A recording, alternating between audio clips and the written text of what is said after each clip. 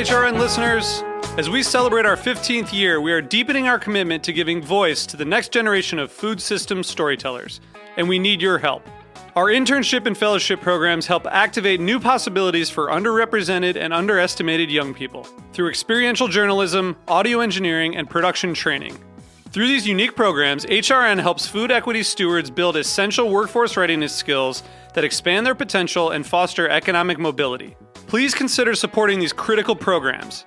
And with a minimum donation, you can be entered to win a dinner for two at an amazing restaurant in one of 8 cities and tickets to a concert at a great venue in one of those cities. We have incredible partners across the country who have donated, as they also share our passion for helping to educate the next generation of food systems storytellers. Check out heritageradionetwork.org/15 to donate and enter to win today. That's heritageradionetwork.org/15 to donate and enter to win today. And make sure you donate before March 31st. Thank you.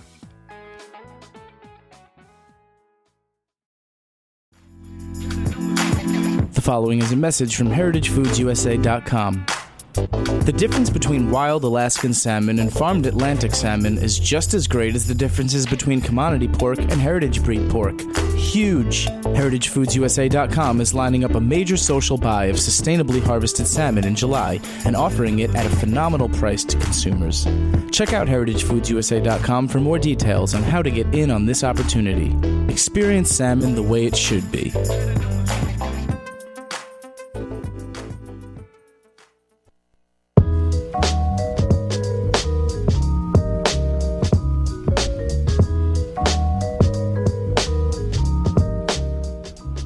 All right, it is Thursday at 1 o'clock, and you are tuned into the Heritage Radio Network. You're listening to the Farm Report, coming to you live from the back of Roberta's in Bushwick, Brooklyn, on this gloomy summer day. We're hoping to cheer things up, though. We have Nick Fantasma on the line from Paradise Lockers. Nick, how are you?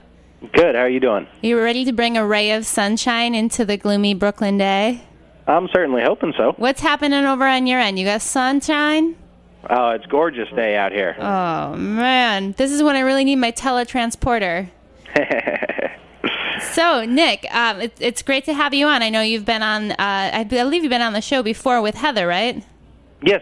Back in the day. So, just in case someone maybe missed that one episode, why don't we give them a quick rundown of Paradise Locker and what you do there? All right. Well, we're a family-owned slaughter and processing facility in Trimble, Missouri, about a half hour north of downtown Kansas City.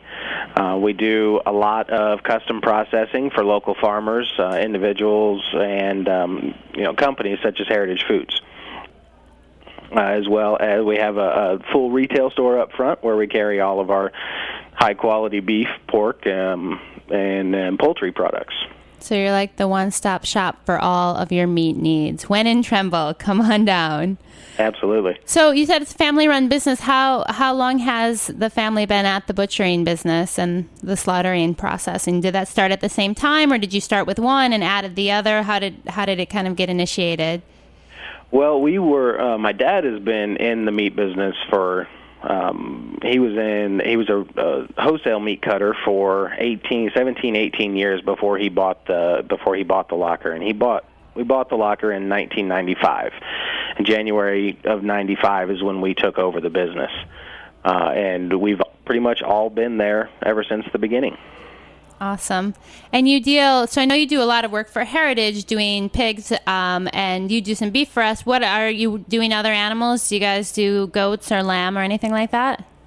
We do. We slaughter beef, pork, and lamb, and some goats. We don't do a lot of the lamb and goats, but there are a few farmers around here that raise them locally, and we process those for them on the local level for farmers markets and different things like that, and some just for people that are doing custom slaughter for their own home use. So custom slaughter, what is that? How does that differ from regular slaughter? Custom slaughter is just in essence is a farmer bringing us an animal for us to process it for them, and them taking it home and putting it in their freezer for them to have for the year, for a half a year or something, anything like that. Whereas USDA slaughter, anything done under USDA can be resold throughout the country. Excellent. And so to have it done under USDA regulations, what does that mean? I mean, you guys actually have an inspector who's in plant at all times with you, right? Yes. And I know in New York State, I'm assuming it's the same with you guys. Like, do they really have to have their own bathroom? Yeah, they have to have. They What don't is have up to have with their that? own bathroom here, but he does have to have his own office with phone and internet access that we provide for him. You're like a pizza oven, a small line of dancing girls, and let's see, what else would I like? No, I'm just kidding. Exactly. Anything to keep them happy. No. Of course. So, this is a farm report. I kind of want to talk about things a little bit from the farmer's perspective. So if I am a farmer in your area and I, have my small herd of beef cattle and I want to get on your slaughter schedule, what does that look like? I mean, are you guys on a wait? Is it something that it takes a while for me to get in? Like how busy are you? We typically stay about a month ahead as far as our scheduling goes for our slaughter. Okay. And it depends on the time of the year, too. Of course, during the hot summer months, we're a little bit more open when we get closed into fall. Usually by September, first part of October, we're booked throughout the fall. We stopped doing whole deer processing a few years back, and everybody kind of knows that now because of our account with Heritage Foods. We can't really shut down for deer season anymore. So, right, and I feel like that has that's been my impression. Eagle Bridge Custom Meats is a slaughterhouse that I've worked with quite a bit here in New York State, and they similarly, that was for a long time a big part of their business is working with the local hunters, and as they grew to have kind of more clients, that was something that they let go of. It seems like smaller scale regional slaughterhouses have been kind of undergirded by the hunters and communities, and so it sounds like that's on some level a success. Is there someone else in your area who's kind of risen to meet that need for hunters in the fall? Well, there's a lot of Missouri processors. There's a lot of processing plants in the state of Missouri. Some USDA, some just custom. So there's definitely people that we can refer others to, that we do refer others to, hunters and that kind of thing. We've still kept up doing our Share the Harvest program, which is a Missouri conservation program where hunters can donate their deers. We bring them in, process them, and have a couple different organizations that will come and pick up the meat and take it to local food pantries. Oh, wow. So we've continued to do that just because we really believe in the program and think it's a good way. It feeds a lot of people. I think one of the top years that we had, I believe, was back in 2005, where statewide there was about 268,000 pounds of venison that was donated to local food pantries. Oh, that is like a score. I mean, as someone who grew up eating venison kind of year-round, fresh and from the freezer, I have to say, like, what a treat to go to your local food pantry and be able to have that as an option. That's awesome.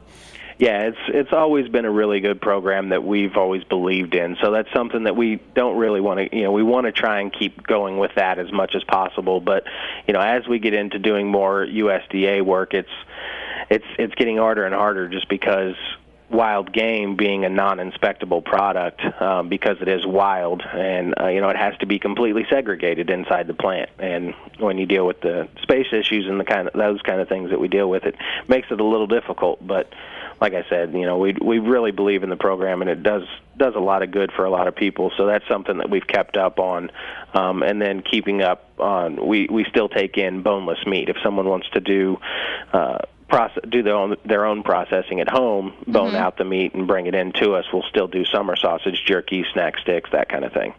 Yeah, I'm hungry. So, what do you mentioned there's a lot of slaughtering facilities and processing facilities in the state of Missouri. I mean, why do you think that is? Do you think there's just more animal and livestock production? Because I know that's definitely a big struggle out here in the Northeast, especially for small and medium scale farms. Is really not uncommon for people to drive 2, 3, even 4 hours to get their animals processed. It sounds like that's not the case in Missouri. Why do you think that is? I think just the availability of the need for it. The Midwest has always been more of an agricultural community or an agricultural business. Here in the Midwest with livestock farms and crop farms and different things like that. So the need for it has been more here. kind of out on the coasts, for a while, and it's starting to come back now, which is reassuring, definitely promising, and getting excited to see more and more people getting into the farming and the raising of animals back out on the coast. But I think people got away from it. It's through the 70s and 80s and 90s. Everybody's been relying on grocery stores for their foods, and it hasn't the demand for locally, sustainably raised, naturally raised animals coming from your small butcher shops. The demand really hasn't been there in the last 20 to 30 years. Okay, so things are coming full circle out on the coast. So now I think now it's like we're looking to you. I mean, let's talk about that a little bit. I know there recently, Josh Applestone from Fleischer's just put out a book on butchering. I think there's been several in the last couple of years, in addition to numerous articles in the Times or New York Magazine about kind of the rise of butchers as this new rock star. I know that's the thing we see a lot in New York City as different smaller scale butchering shops open up and restaurants start to identify themselves by their in-house charcuterie or sausage making. I mean, have you found that you can walk with a little more swagger in your step when you're heading downtown to, pick up your carton of milk? I mean, do people look at you as a sex symbol now? Has that really changed for you, or? It's funny that you say that. It's kind of, pretty much any time, I don't know, 8 out of 10 people that I talk to, or that. Just in general conversation throughout the day, or somebody that you meet in public or anything, you tell them that you work at a slaughterhouse, and I would say probably 7 or 8 out of 10 people still kind of wrinkle their nose at you. But I do see it becoming more of a, the whole rock star chef icon, chef status has grown, since Emeril and Mario Batali started with their TV shows and everything. Within the last 15 to 20 years, that has blown up, and everybody, it's you see a lot more people going into the culinary arts. But you still don't see a huge outcry for college kids that are going for agriculture or for ag business or for getting into butchering. Yeah, what is that your background? I mean, how does someone? I guess, my sense has always been that it's more of an apprentice-based position where you find someone to study under, but are there more established kind of training or programming, or, do the folks who work down at Paradise have to go through particular certifications to be able to work? I mean, what's your staffing situation look like?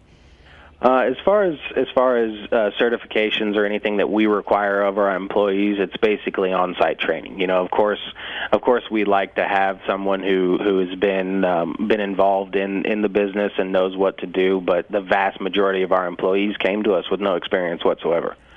So you're training them on site. Yes, yeah, and with for me, my brother, I was 13 when my parents bought the business, and my brother was 15. So, it's been kind of a life lesson for us, as we grew up learning the business and going to what we know now.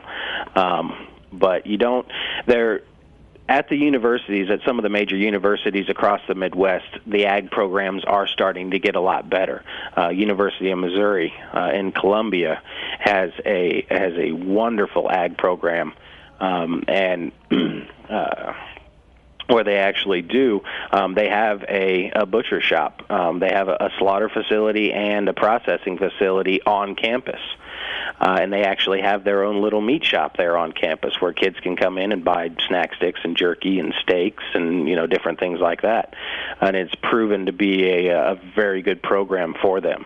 And it's, so there are some universities out there that are teaching the fundamentals of the butchering, the slaughtering, processing, different things like that. But it's just not, not as mainstream across the entire country. Right, not yet anyway. Well, we're going to go to a break for a quick moment, and when we come back, we'll tuck into a little bit more of the butchering and slaughter talk. Sound good.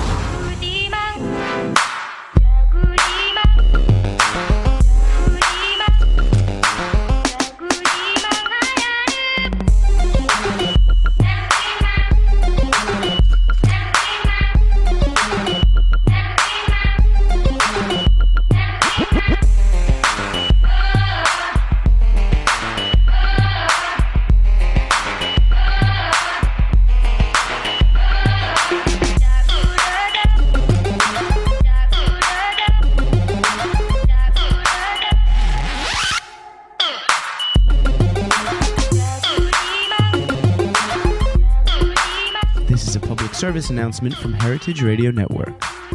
Every Tuesday at noon, Dave Arnold, the author of CookingIssues.com, will discuss new and innovative techniques, equipment, and ingredients. Call in with your own questions to see if Dave and the crew can solve your cooking issues. Again, that's Tuesdays at noon on the Heritage Radio Network.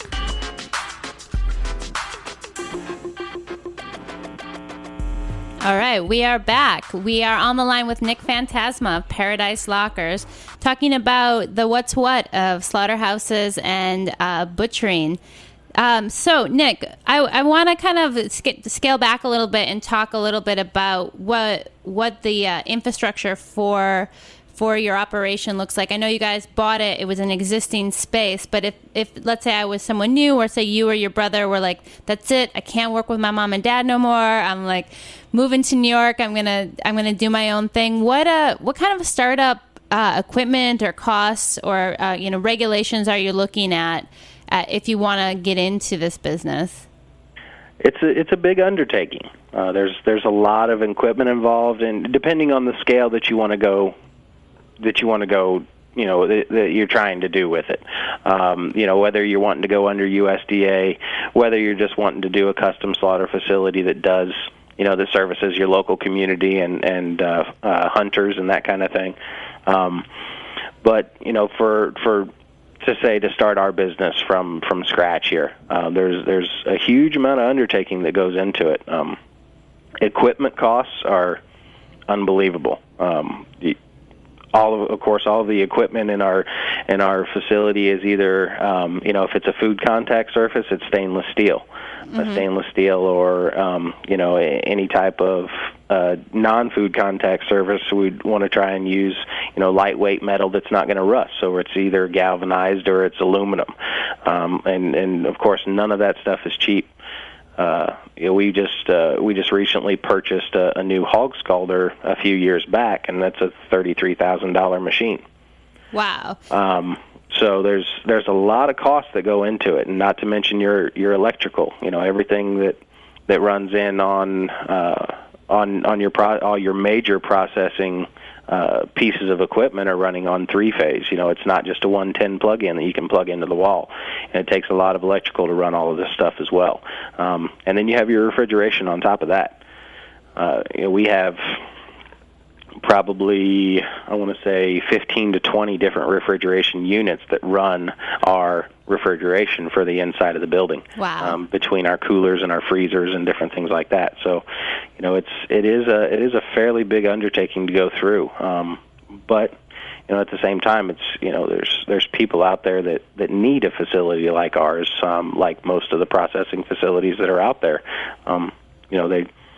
People want to eat beef, people want to eat pork, so somebody's got to be there to do it. Yeah, I don't see that changing anytime soon. Well, let's follow an animal kind of through your facility and talk about, what's happening and what's looking like. I'd like to kind of talk about, the different equipment that's being used, but also the different positions that people can work. So if I am, pulling up to Paradise Lockers with a load of pigs, I'm getting there on what day of the week? Typically, depending on what it is, all of Heritage Slaughter is typically done on a Monday and Tuesday, of course, barring any USDA holidays. We can't slaughter under USDA unless we have a USDA official here. So if a USDA holiday or a national holiday follows on a Monday or Tuesday, we have to rearrange our schedule a little bit. Oh, wow. And you pay the USDA inspector, or who pays that salary? He is a government employee, so his normal 8 hours a day is paid for by the federal government. If we require him to work any overtime that day, we're responsible for paying his overtime. And is that the norm, or do you guys usually keep it in the 8-hour window? We definitely try our best to keep it in the 8-hour window, but with the amount of work that we're doing, it's not uncommon for him to have a half an hour of overtime on a slaughter day. Okay.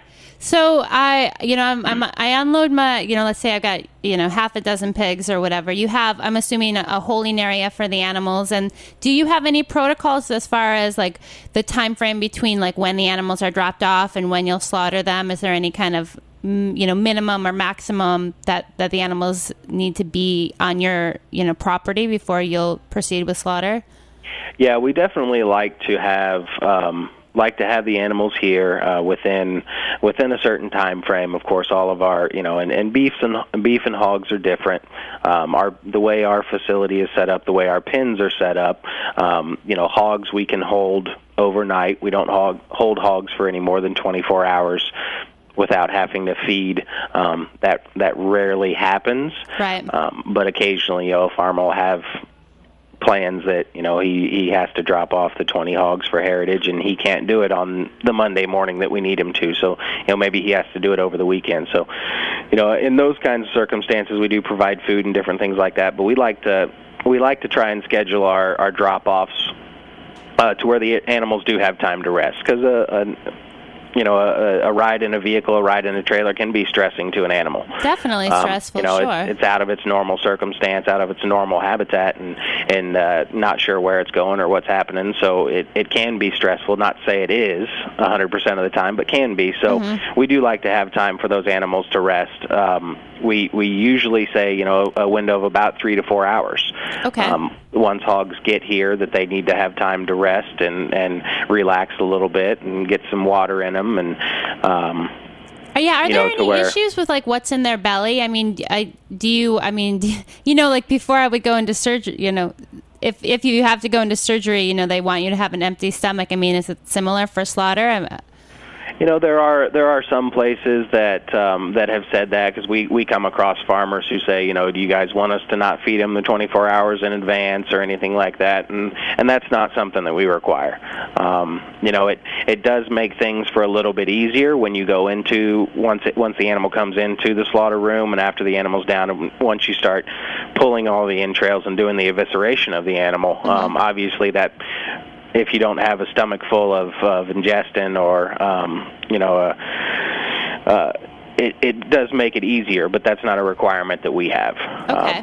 I just don't see it necessary for somebody to hold feedback from an animal for 24 hours before it gets here. We just take the extra time to make sure that we're not putting our knives where they don't belong and causing contamination in products. Sure.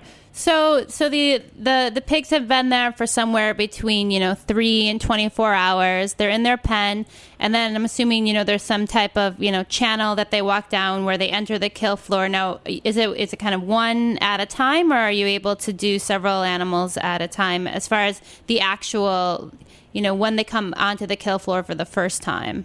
Does that make sense? And yeah, absolutely. In our program, each hog is done individually. And is that is that pretty standard in for the size processing facility that you are? For a smaller custom facility, yes. When you start to look at some of the bigger plants, they do numerous hogs at one time, numerous animals at one time.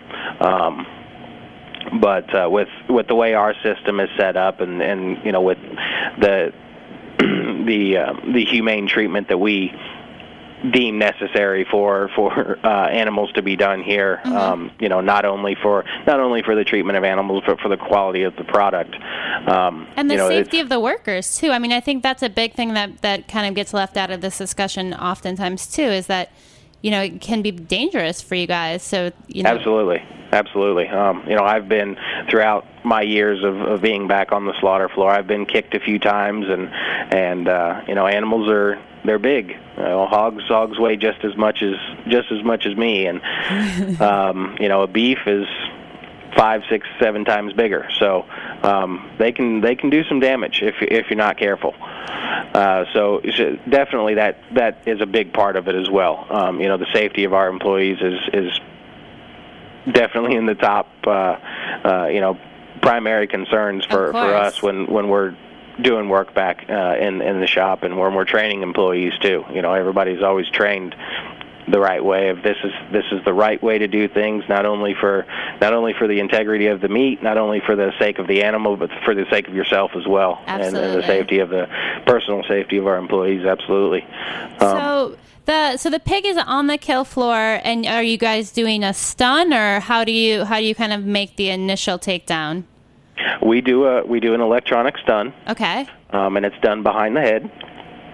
That the hog is rendered unconscious, and we have about a 30 to 45-second window to get that hog in the air and get the blood out of the animal. Okay. And that's because if it goes longer, the hog will wake back up, or because... Won't necessarily will, but can. It's a possibility. Okay. So that within that time frame, brain function can return. So essentially you stun them, which renders them senseless, and then I'm assuming that they're hoisted up by one of their, rear legs, and their throat is slit. And It's, when you think of a throat slit, it's not cut from side to side. Okay. To prevent, to keep possible contamination to a minimum, we do a straight, in essence, a stick. The knife goes straight into the throat, right up towards the heart, and a slit is made up towards the heart, and then the knife is pulled out. So there's, about a 1 inch, about the width of a knife, straight into the throat, pulled out, and then the hog bleeds out through there. Okay. And how long does that take? The actual physical sticking of the hog is done within seconds. Sure. Less than 5 seconds from the time that knife goes into the throat to where it's pulled out. And for a hog to bleed out totally, 15 to 20 seconds. Okay. Wow. So it's a pretty quick process right there. So then what's the next step? After that, the hog is hung until all the blood is drained from the pig, and then it goes into the scalder.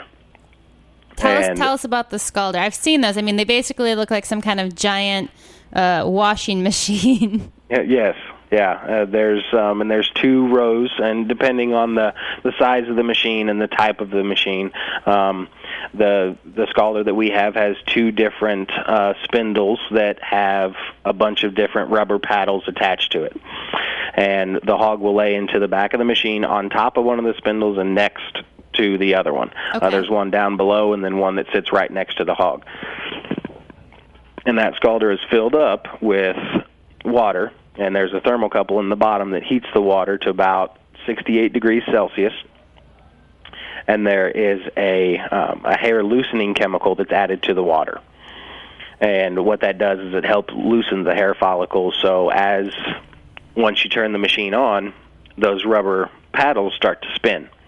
And it's going to roll that hog around, and the rubber paddles are going to grab at the hair and pull the hair out of the skin. I think it's something that people fail to realize. You're used to storybook pigs and picture pigs are always this kind of pale, kind of creamy, clean white, and that's what pig skin looks like when you unwrap your Boston butt with the skin on. But pigs actually have pretty coarse hair that can be different colors, and it covers their entire body. Heritage breed hogs do. Yeah.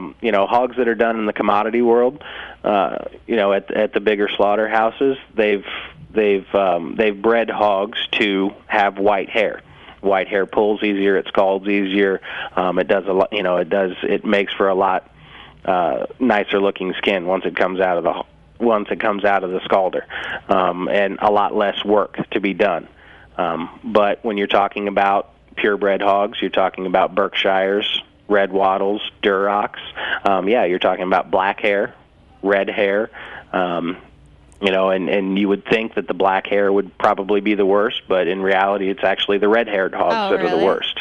Durocs are by far the worst hogs to scald. They have a very, very thick, coarse red hair.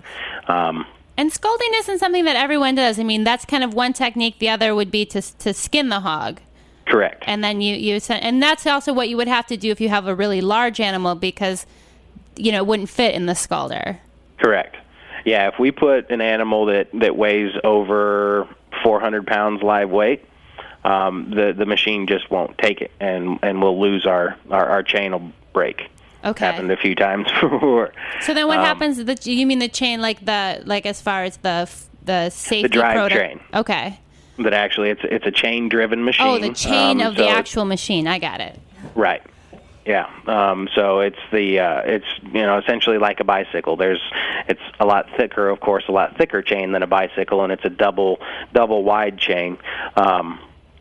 But the chain that actually drives the paddles, I've had that break a few different times on us because of a bigger pig or other circumstances, things like that. So when the pig comes out of the scalder, it's hairless at that point, and is that correct? Somewhat. Okay, and then you guys might have to do some touch-ups. Right. Like I said, when you're scalding a white-haired hog, it comes out of the scalder pristine. Very, very little hair on it. Maybe a couple little spots here and there that you have to work with. When you're talking about black and red hogs, Berkshires and Durocs, Tamworth, Red Wattles, there's a lot of extra work that needs to be done. I actually have that station, once that hog comes out of the scalder and it goes onto the scraping cart, that station really controls the speed of the entire room. Okay. And I actually have 2 people on that station. There's one person that brings the hogs in, drops them, bleeds them, puts them into the scalder. One person that eviscerates the hogs or takes the entrails out. One person that splits and washes them. We have 2 people on the scraping station to keep That's the bottleneck. Up. Yeah. And what are you scraping with? I mean, you're not in there with like a bag of Bic razors or something, right? No. It is. They're done with straight edge knives. Okay. And it's just a very, very sharp knife, and once that pig comes out, it's laid down onto the cradle, and any remaining hair is shaved back with a knife, and then it's gone back over with a torch. The outside of the skin has gone back over with a torch that we use, a natural gas torch, to get anything that we can't see, especially like, down in between the toenails or in any of the crevices like the armpits or anything like that where you may miss a spot. Yeah. The whole carcass has gone over then and then re-scraped. Okay. Oh, wow. And then re-scraped just any spots that got missed, it's checked back over one more time and scraped again if it needs to be. And then the hog is rinsed down. The outside of the carcass is rinsed down to get any outside hair or anything like that from contaminating the meat of the carcass. Okay. It's raised up on another winch, on a separate winch, and then it's eviscerated. All the entrails are removed.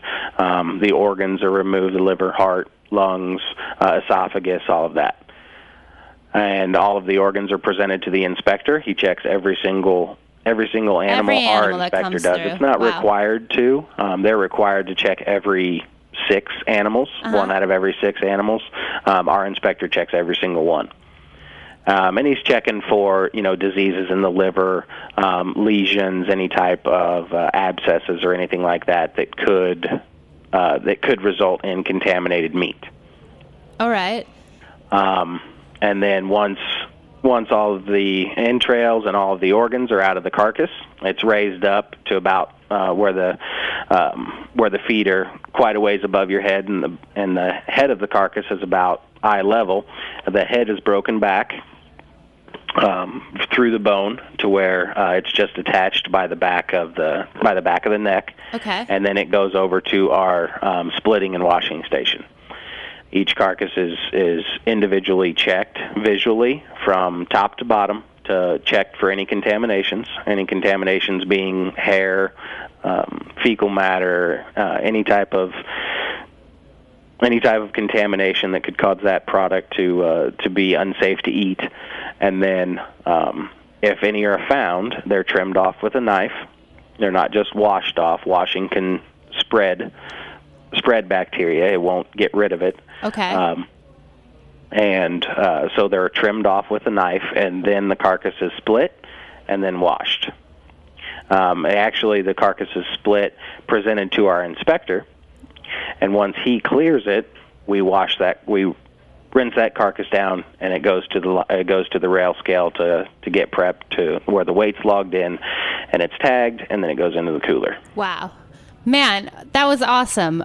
We are at the end of our time. Thank you so much, Nick, for taking some time out of what I know is a busy day for you to walk us through that process. It was awesome. Well, you're very welcome. Thank you for having me. Awesome. Well, we'll be in touch. Tune in next week at 1 o'clock for the Farm Report every Thursday. Thanks for listening to this program on the Heritage Radio Network. You can find all of our archived programs on heritageradionetwork.com, as well as a schedule of upcoming live shows. You can also podcast all of our programs on iTunes by searching Heritage Radio Network in the iTunes Store. You can find us on Facebook and follow us on Twitter for up-to-date news and information. Thanks for listening.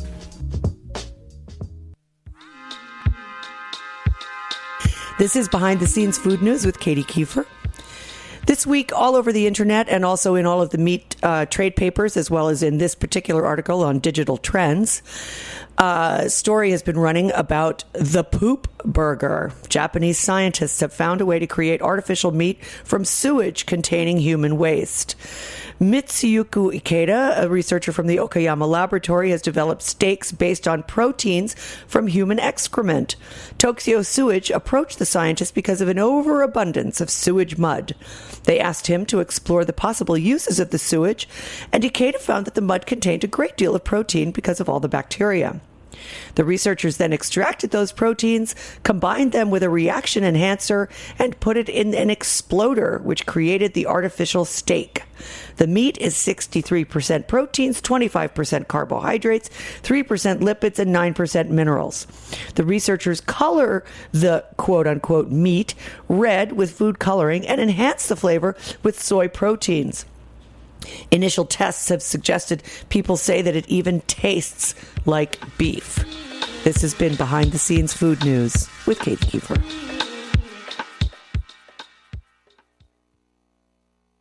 Nicole Taylor is always the first to talk with new and exciting personalities in the food world on her show Hot Grease. Check out a little clip.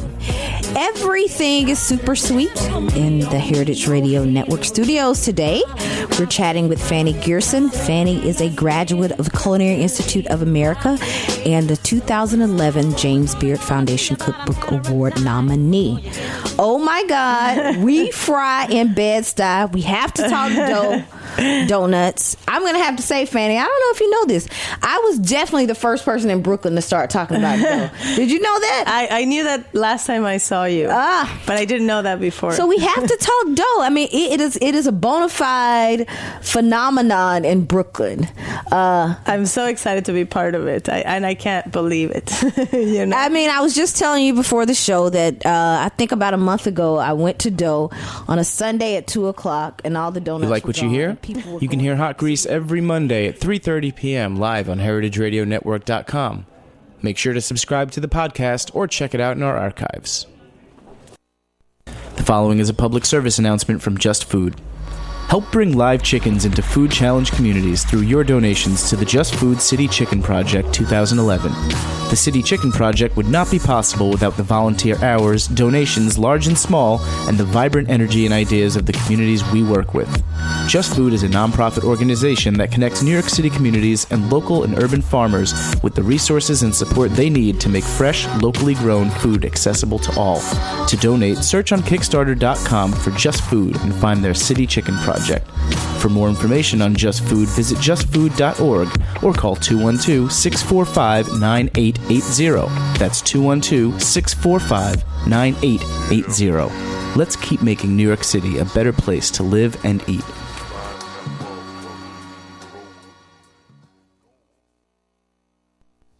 The following is a message from Zingerman's.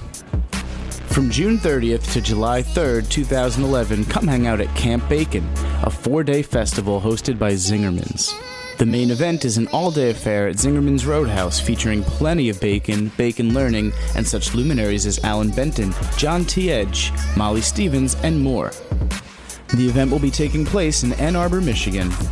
Proceeds from this event benefit Southern Foodways Alliance.